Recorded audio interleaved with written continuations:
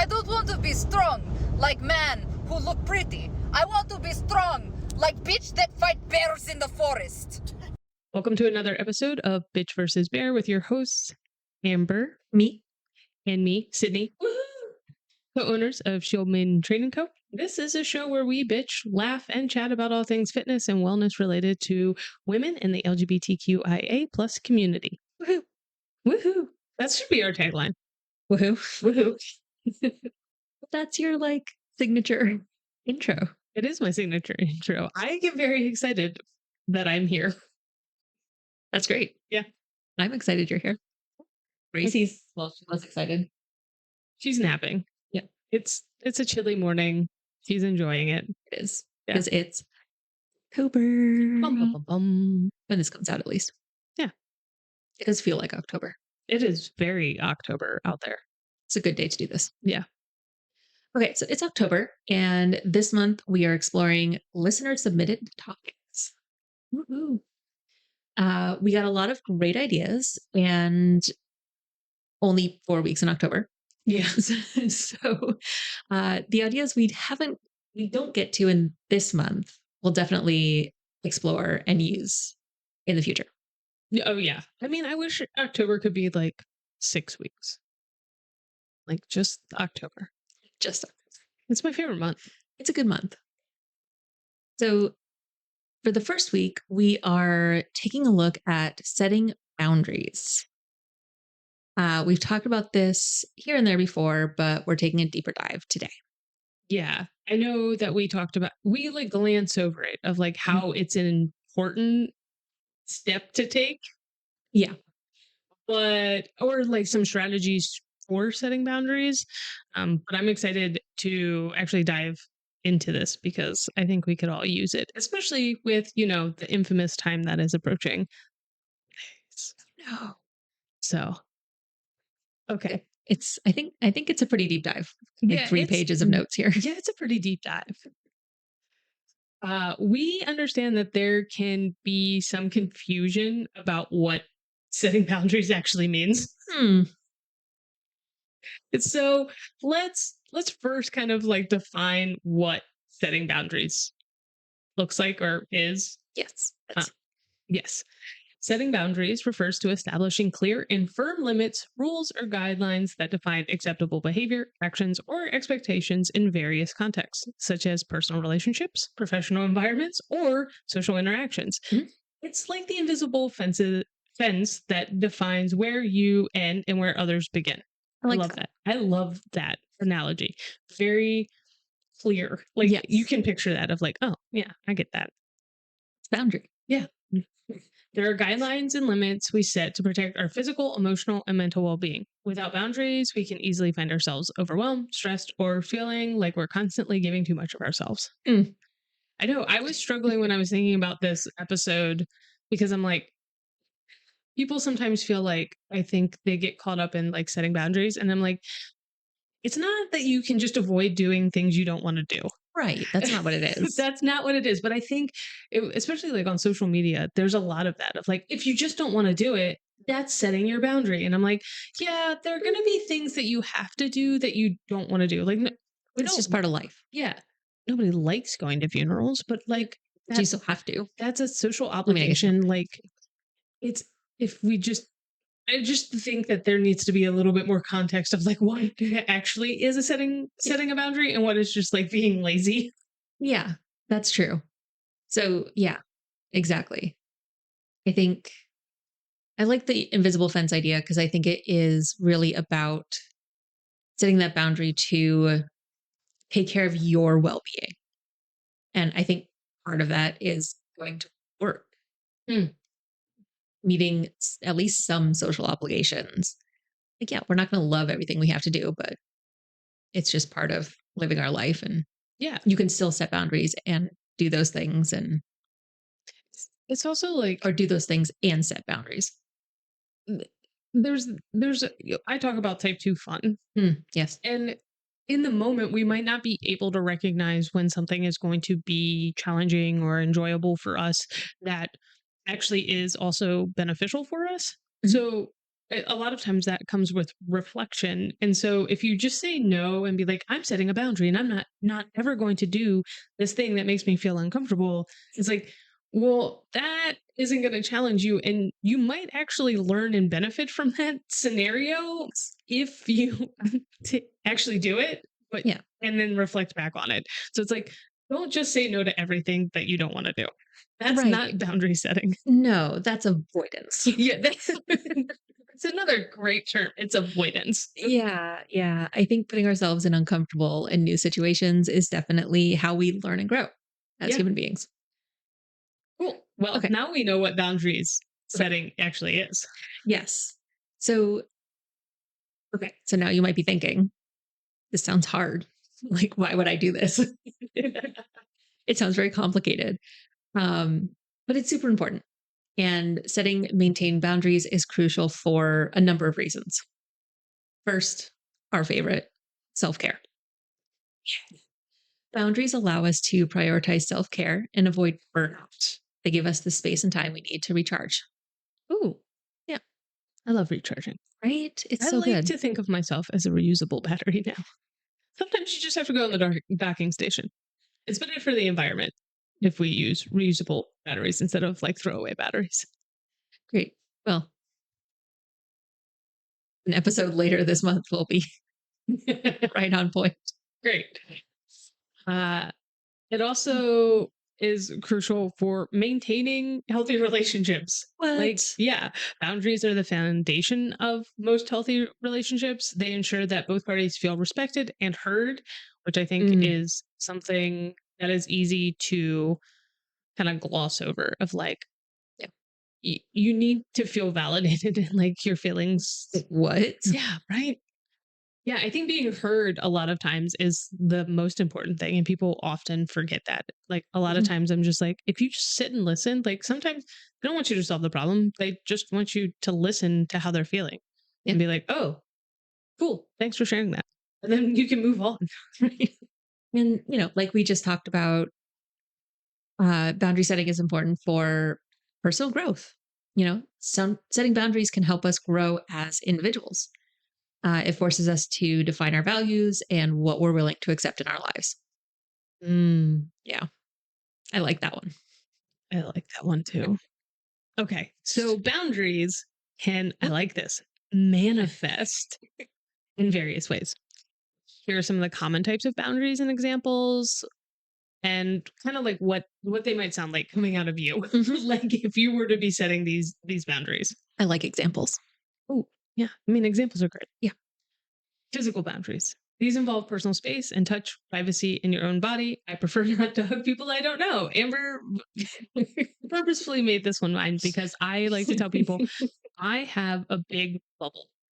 And I think it comes from a lot of things. Working with kids, I think, Mm, is really where it developed of like making sure they were asking to touch me and me setting the boundary of being able to say no. Because I think that's an important thing for kids to learn. Um, and so I think that's where it started. But then I makes sense. realized like I do like physical touch, but only when I'm comfortable with certain people. And my one of my favorite things for physical touch is I really like high fives. And like I think that's an acceptable form of physical touch. Like a lot It of is. people like hugs. I like high fives. And I'll even do hand hugs with I my do high not like fives. hand hugs. Amber doesn't like hand hugs, so I don't do hand hugs with her. I also really like handshakes. Like when COVID came around and handshakes went like the way of the world, I was sad because I was like, this is a physical touch that is a socially acceptable barrier. Mm, You don't have to hug everybody, but you can still greet with a physical yeah, presence.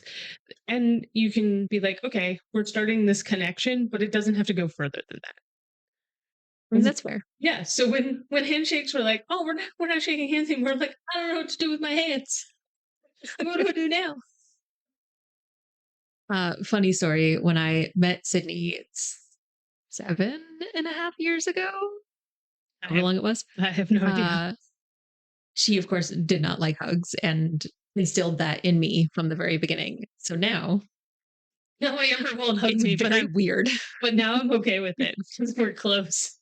So I'm like, why won't you give me a hug? And she's like, you trained me not to. It's very it's super weird now. She listened to the boundary too well. Okay. So next we have emotional boundaries. So you decide how much emotional energy you're willing to invest in a situation or a relationship. And this can sound like, as much as I want to support you right now, I do not have the emotional capacity. I wish I had these like phrases and things when I was like in my early 20s, Oh my God. Saves so much stress and anxiety. right? Like, But even now as an adult, like further into my like adulthood, and like I'm I gonna use think them. yeah, I think that's great. Yeah. I want to support you. I just don't have the emotional capacity. And Like, sometimes we don't. and yeah, we don't. And that's okay. That's not saying you don't care about that person. That's not saying you don't love them or want to empathize with what they're going through. It's just like you just don't have the capacity to take that on and be well yourself. Yeah, I love it. Yeah. I think it's great. I do too. Time boundaries. Ooh. So, this is how you allocate your time, and it's essential to set limits on commitments and prioritize what's important to you. An example can be I can only stay for 30 minutes. Or if you're on, I know a lot of people who get trapped on the phone. Mm. I hate being trapped on the phone. And sometimes I find it hard to like, I'd be like, okay, yeah, no, that's really cool. Well, I gotta, I try and get off the phone, but I think if I could like, if I could front Mhm. load it and be like, look, I got 45 minutes on this phone. That's all you get Like, so glad to chat with you, but I have to get off the phone at X time. at X time. Like you would do that in a meeting, like in a Yeah. professional setting. You would be like, "Hey, I've set aside 30 minutes for this meeting. If we run over, we'll have to pick up at Yeah. another time." And I don't understand why I don't do that in like more personal situations because I'm really great with time domains. You are. Another funny story This about episode just about me and it how I is have. how you have unintentionally set boundaries. We all know as a friend group when it's time to leave Sydney's house. She has trained us that when she begins yawning around 8 p.m., it is time to start packing up and leaving. Yeah, I have a hard stop at my house at 8 p.m. We could be having the best time in the world, and I'll look down at my watch and be like, "Oh shit, it's 8:05. We gotta wrap this up, people." Yeah. Also, because I know myself, and that's where it comes from is knowing that like I get cranky and I need an X amount of time to wind down before Yeah. bed, and the last thing I will ever do is impact my sleep because I love sleep and I sleep really well, and I have trained myself over the years to do these things, and so that's where really where it comes from. I mean, that's fair. I was real mad. I had to work until like 9 p.m. last night and I was not happy. Okay. So then we have mental boundaries.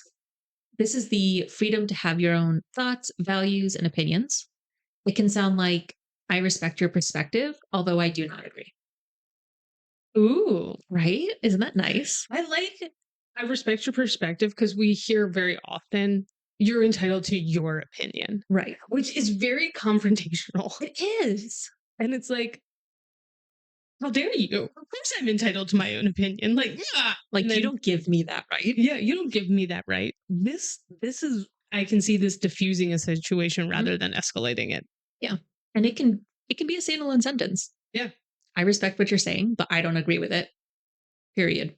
We're done. And then we move on. Yeah. Yeah. It's I like love it. no is a complete sentence. Yes. Ooh. Yeah, right? Material boundaries.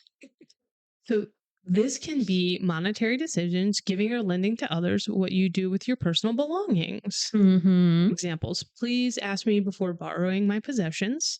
I think this is a great one for siblings to learn. Siblings, roommates. Yep. Mm-hmm. And I would appreciate it if you didn't touch my things. Like, again, I think those are like great things for children to start working on early Yeah. because it lends yourself to be like, as an adult, most of the time these are explicit things. Like Right. we expect this from like our spouses, our partners, our whatever. But I think we have to learn that as children. Yeah. And I think these are nice phrases to use. Like, I Mhm. think they're like, once you look at them and read them and say them, you're like, yeah, obviously. But like, they're, again, not confrontational. Yep. They're setting an appropriate boundary and a very manageable boundary for others. Yeah. Like, it should not be difficult for you to ask permission or just not touch somebody else's things. Right? Yeah. And it doesn't sound like the traditional like, Mom, he touched my hand. I Yeah. don't want him to play with my toy. Like if you can use grown up words with kids, I think that always helps. Mhm. And then they role model what they hear and what they see. So if you're saying, you know, your kid's coming up and you're like, no, please ask me before you touch my possessions. Like a big one I would say this is when kids grab your little hands, come up and try and play with your phone Ugh. because that's yours, right? Like Gross. they shouldn't have access to your possession all the time. Yeah. And I see so many young kids being like, this is mine essentially. And it's like, no, you don't pay for that very expensive no. thing. no. No. Go play with your little toy plastic phone. Yeah. And so like it's a good way to role model in that scenario. I agree. So there's also internal boundaries.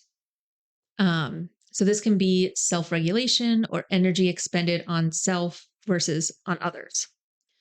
I think Shelby will appreciate this one. It can sound like, I've been social all week. I need the weekend to myself, Her favorite thing.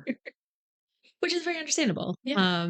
Especially for people that are more introverted who do have jobs that require them to be very outgoing and very social during their work hours. It can be really hard to also expend that energy in their off time.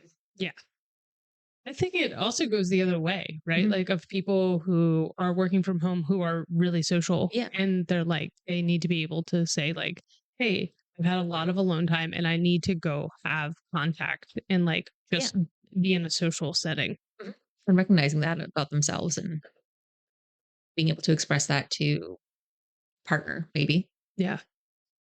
and say, no, like I got it. I got to get out. I gotta go somewhere. I have seen these four walls. Yeah. I felt that a lot during the pandemic. Mm. Like I have to go outside. Oh, okay. Well, it's just my backyard. But it feels better because I can have all my friends out here social distancing True. and playing lawn games. That's fair. I like this one. Conversational boundaries. Right? These are topics that you do and do not feel comfortable discussing. Mhm. Examples of setting this, I would rather not be a part of this conversation, or I don't find those types of comments funny. I think we as women That's exactly where I was. I was like, I could. really need to practice this boundary for ourselves Yeah. in conversations with specifically straight men. I love the tip or trick or strategy where someone is saying inappropriate things and you ask them to explain it because it puts them in such a weird and like they're relying on you to know the innuendo. Right. And so then And to forcing just accept it. yeah. And then forcing them to have to explain it is so Mhm. uncomfortable. And I don't know if you've ever done it to anybody, but like the look on their face is incredible. I love that. I have not had the opportunity and I am just waiting for Yeah. the day when I can ask someone to explain their horrifically sexist, racist, homophobic joke. Yeah, exactly. It's just like, Yes. so Because great. it's okay if it's a joke. Right. But if you have to explain the joke, it is very uncomfortable because Yeah. you know it's not okay. Exactly. And you strip that down to its like bare minimum. And you're like, now you have to, You're like, oh, it's funny because it's racist. yeah, You're like, well, is it though? exactly. They're like, well, and it's like, yeah. So if we had all just sat here and socially accepted that this joke is funny, air quotes, then, now you're being put on the spot instead of all of us being put on the spot. Right. Like we're all uncomfortable because you've told this awful joke or Yeah. made this terrible comment. Why should it be on us? Yeah, exactly. So yeah, it's important. And I think those are two polite ways to either extricate yourself from the conversation or direct it, move it in a different direction. And I think the key thing is you're not telling other people how they need to talk or act. You're saying, I don't want to be a part of this if that's what the conversation is, and removing yourself. Yeah. It's giving you an out and it's not and I think that's the way to make it non-confrontational is because people feel confronted when they're told how they have to change a behavior. And Right. it's like, I'm not telling you you have to change. I'm just saying that I won't participate. Yeah. And I think that's a key distinction that gets lost a lot. Like I'm thinking of there's this whole thing with what's his name? That actor and his girlfriend. And he like set all those insane boundaries that weren't actually boundaries. They were just being controlled. Okay. It was all over the internet for a little while. Johnny Depp. No. That one Jonah act. Hill? Oh, Yeah. Jesus. Like that whole thing, right? Yeah. Like I kept thinking about that when I was writing this episode.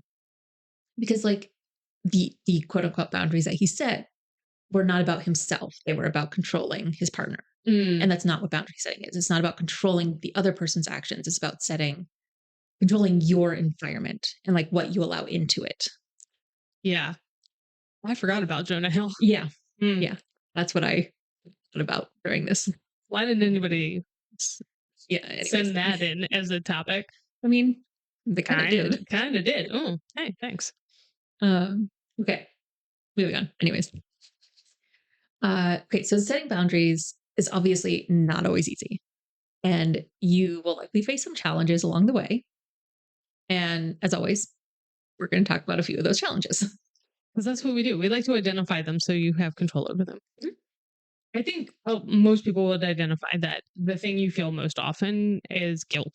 Yeah. So you might feel guilty for saying or not setting boundaries, but remember, it's essential for your well being.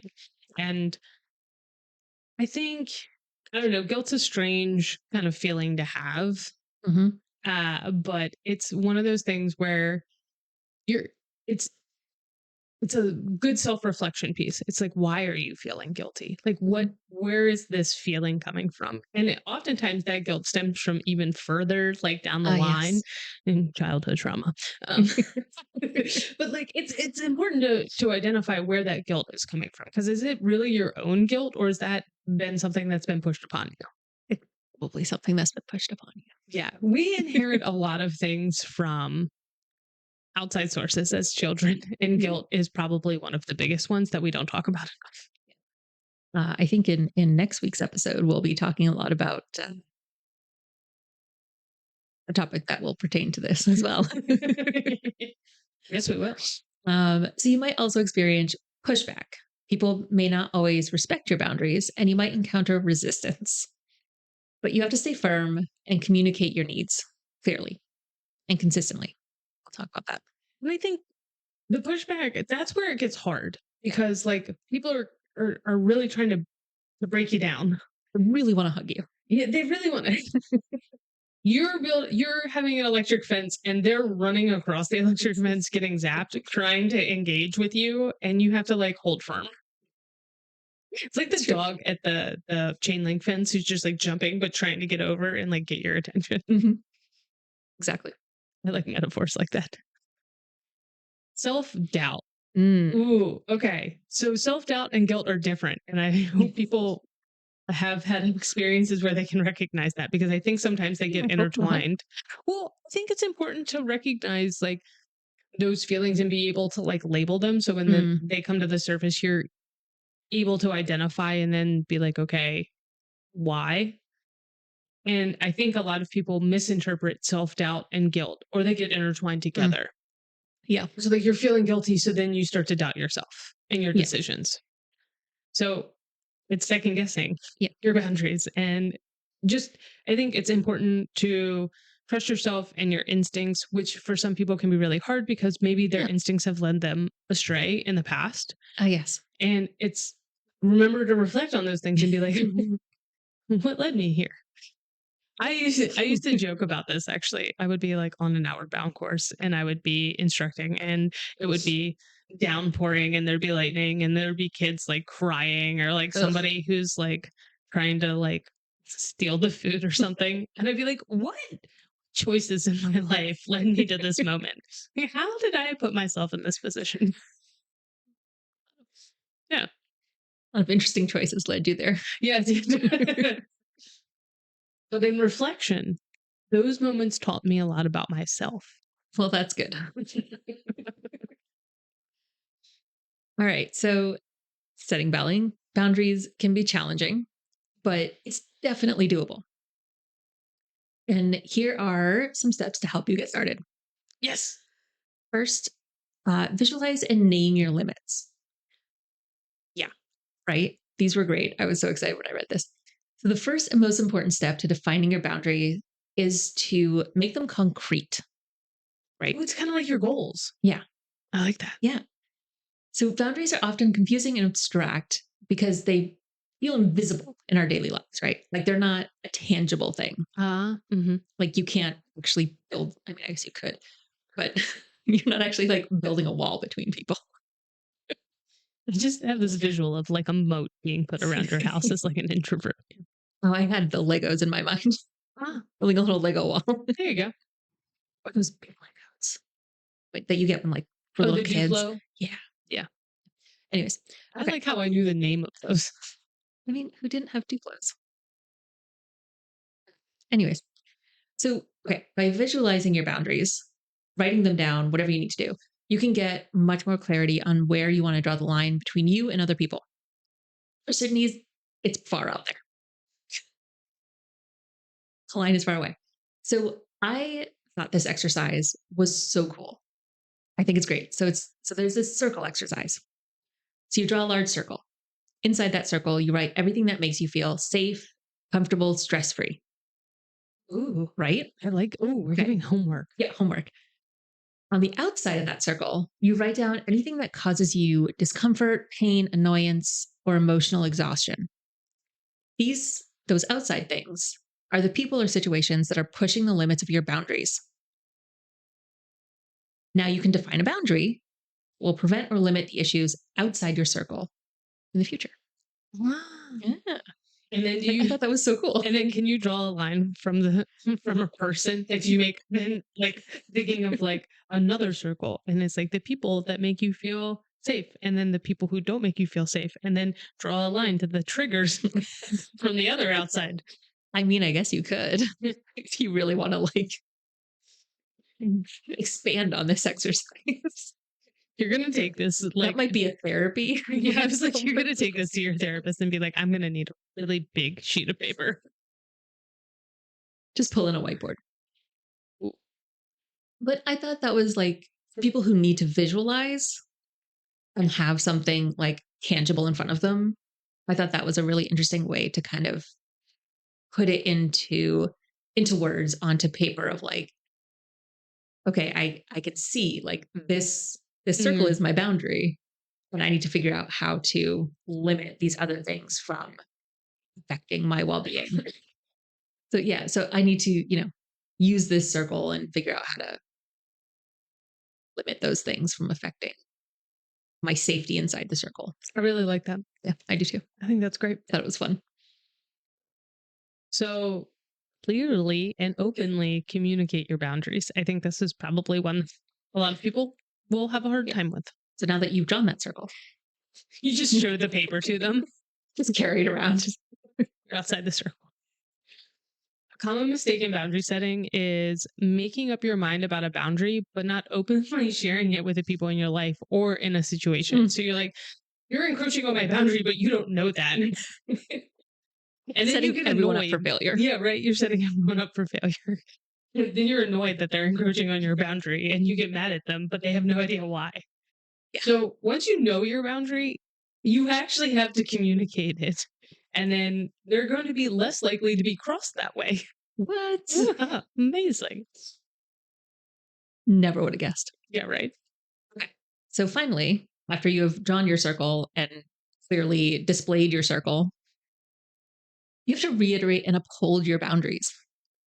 So I think this is the other, I mean, it's all difficult, but this is the hard part, in the long term, right? Not everyone will understand or respect your boundaries the first time. We all know those people. Yes, we do. It's essential to stand firm in your decision while kindly, at least the first couple of times, reminding them of your needs when necessary. It's important to stay consistent with your original boundary. Mm. I think there's a tendency because of that guilt, that self-doubt, to be like, okay, well, I guess I can Accommodate, ease Yeah. up. Like, yeah. I can make my circle a little smaller for this person. Yeah. Like I can let them in a little bit over that line. But then it keeps getting closer and closer and worse, right? Yeah, you made an exception to the rule and then it becomes the rule. All of a sudden, your boundary is now not where you originally wanted it to be. And then it's going to be harder to reinstitute that boundary because you've made the exception. And so now they don't understand why you're having to why you're taking that back. Right. Why you're trying to push that boundary out further again. Yeah. You keep moving the line on them. And that's not fair to them either. Yeah. Because maybe they are trying and maybe, they've got a habit. They have a different upbringing, a different culture, whatever the difference is, that makes it harder for them to understand boundary. And so if you keep shifting it, you're not doing them any favors either. Yeah. It's like training. Yeah. You have to train people. Yeah. Just like you do dogs. That was well timed, Gracie. Okay. So, boundary setting. Hopefully you have learned some things. Hopefully you have been able to identify some boundaries that you would like to put into place and have a homework assignment of drawing a circle and figuring out what those are if you're a visual person and need that. So as we wrap up today's episode, remember that setting boundaries is an ongoing process. You don't just get it to set it once and then set it and forget it. This isn't a TV infomercial. It's an ongoing process. It's about creating a life that aligns with with your values and allows you to thrive, not just survive. We're thriving, not surviving. Don't be afraid to prioritize yourself and your well-being, and make sure to keep listening this month to us as we continue to explore your submitted topics. But this was submitted from you. And if you don't listen to this person who submitted this, I'm going to be very sad. Right? The whole episode is for you. I think it was a great one. It was a good one. I think it's an important one. Yeah. We may reference this a couple of times during the holiday season. Oh yeah, 100%. We're going to send you back to listen to this weekly. Yeah, right. Awesome. Well, that's a wrap. That's a wrap.